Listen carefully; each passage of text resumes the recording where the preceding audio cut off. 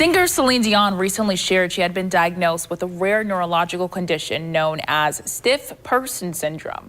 Now, this is a very rare disease. Only 1 or 2 in a million people ever face this diagnosis. It is a progressive neurological disorder that affects the entire nervous system. Well, joining us today in studio is Joy Carroll. You are someone who has been diagnosed with this disorder. You said you actually were diagnosed about 10 years ago. Tell me about that. That's right. Actually, it started when I started falling everywhere. I think I may have a little bit different kind of stiff person syndrome than she has. I was told that my prognosis might be that I'd live for 3 years, and I'm on my 10th year because of Mayo Clinic.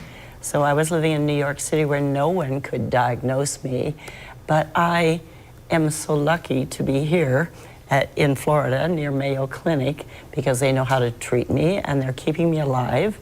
And I'm very happily living 10 years later after my diagnosis. So to Celine, I wish the very best, and I hope she has great doctors like I do here in Florida. Absolutely, and we are so happy that you are still here as well.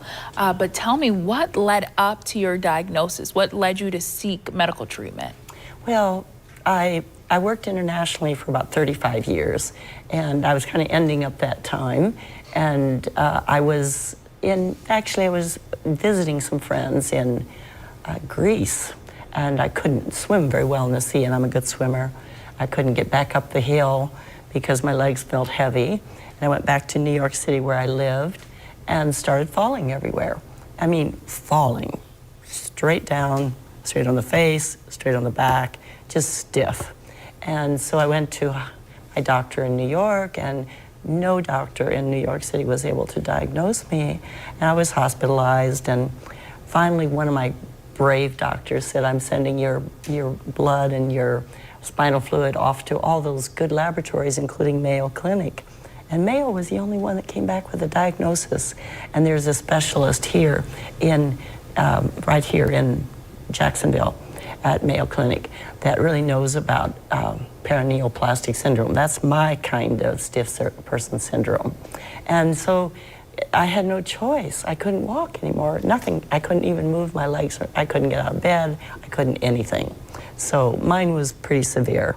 And I am so lucky to be alive and to be able to continue to live a very full life, which I'm doing. Wow. Writing my 10th book. Preaching. Today I'm preaching. Actually, it's today, Sunday. So I'm preaching, and so I'm doing a lot of things in spite of the fact that I have paraneoplastic syndrome. Wow, and I want to hear all about your books, but first, I'm curious, what does treatment look like with your part of the condition? They just don't know what to do. It's an unknown, not very well, it's so rare. They don't know exactly what to do. There's not a lot of research about it. So they experiment. And with me, I get infusions every 2 months from Mayo that probably include steroids and some other things and some kind of wonderful cocktail that goes into my body for 2 days. And that seems to be holding my negative antibodies at a very low level. So I'm not dying. I'm just keep going. And Mayo's very proud of what I've done, and they're actually, I think they sort of treat me as their poster child. They've done a lot of research with my stuff, and they're also writing about it. So I'm alive and well, and I'm here. I'm so happy to hear that. So I know this condition has affected your writing a bit. Tell me a little bit about that. Well, it's made me want to write more and to help more people have a better life.